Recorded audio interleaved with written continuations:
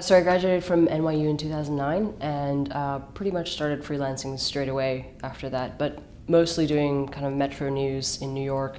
When the Arab Spring kicked off in early 2011, that's when I decided to go. I went to Egypt. I didn't cover Tunisia, but I went to Egypt, and from there I went to Libya. But I went without an assignment at first, and yeah, I knew it was the right time to go, and I couldn't not be there. So from there, I covered Libya for about 9 or 10 months.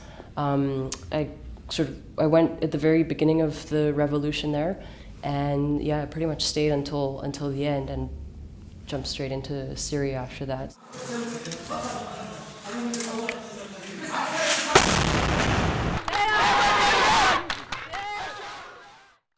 And since 2012, with a period in between, I stopped going into Syria because of how dangerous it got for journalists, but I've been going back recently.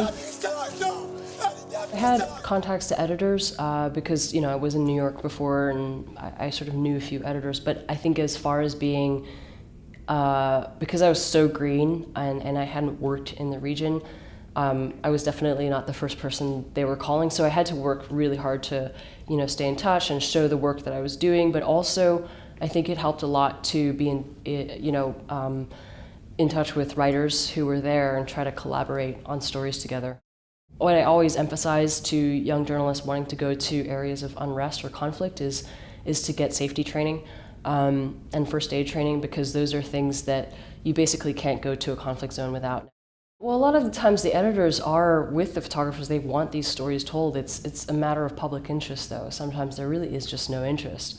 And we have to sort of combat that lack of interest in different ways, and different ways is how do we tell the same story differently. For example, the same story in Gaza has been going on for months, but how do we tell it in a different way? And that's a challenge for both journalists and editors to tackle, so that we can kind of tell it in a refreshing way. I think that the photojournalism community has, let's say, woken up.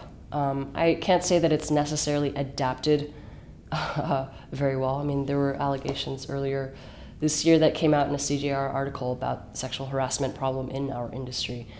And I think that for such a long time, women have been afraid to speak about it in all industries because they worry about jeopardizing their careers, and we all feel that way. I mean, there are women in the photojournalism industry, and it's just that they tend to, a lot of publications tend to hire people they've already worked with for many years, tend to be men, or think that, especially for dangerous assignments, that men are better suited to the job because they think that the woman might be in a more vulnerable position. And I want that way of thinking to stop.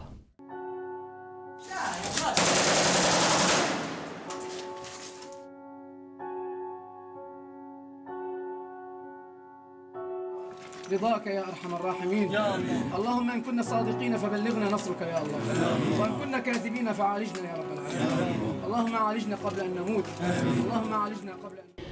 I think between Jim and I, it was never, and we spent an intense 6 months in Syria working together very closely, and on very traumatic situations. And I think everybody knows that when you've covered an event so traumatic, that somehow your bonds are a lot closer than if you were to sort of, have friends back home. Your connection is very specific and very strong. I think he would probably feel very humbled, but also slightly embarrassed. He was just not a kind of person to want to be recognized, be the center of attention. He was very gregarious, very down to earth, and I think in a way I recognize that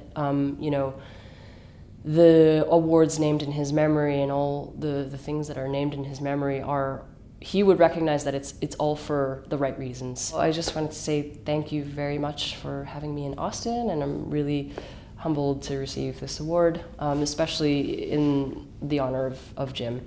And it means a lot to me, incredible amount.